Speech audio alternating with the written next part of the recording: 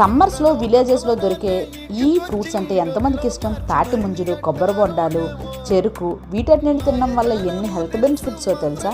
ముందుగా తాటి ముంజులు, దీన్ని పామ్ ఫ్రూట్ జెల్లీ అని కూడా పిలుస్తారు. చాలామంది అయితే ఐస్ యాపిల్ అని కూడా అంటారు. దీంట్లో 80% వాటర్ ఉండడం వల్ల న్యాచురల్ ఓఆర్ఎస్గా కూడా వర్క్ చేస్తుంది అనమాట.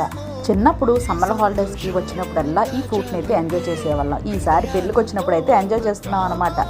ఇంకా మన కొబ్బరి బొండాలకు వచ్చేసరికి ఇదైతే డీహైడ్రేషన్ అయితే కంట్రోల్ చేస్తుంది అనమాట. పొటాషియం, మెగ్నీషియం కూడా ఈ కొబ్బరి బొండాల్లో అయితే ఉంటాయన్నమాట. చెరుకు రసంలో కిడ్నీ స్టోన్స్ని కూడా తగ్గించే మినరల్స్ ఉంటాయని చెప్తూ ఉంటారు డాక్టర్స్.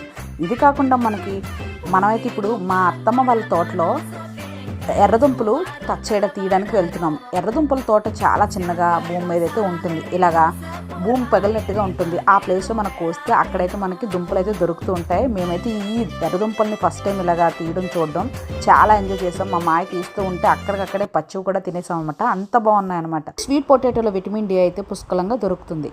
నేనైతే విలేజ్ వచ్చి చాలా ఇయర్స్ అవుతుంది, అందుకే ఇవన్నీ ఎక్స్ప్లోర్ చేస్తున్నాను. మీకు కూడా ఈ వీడియో నచ్చినట్లయితే లైక్ చేసి మీ ఫ్రెండ్స్ అండ్ ఫ్యామిలీతో షేర్ చేసుకోండి. Thank you.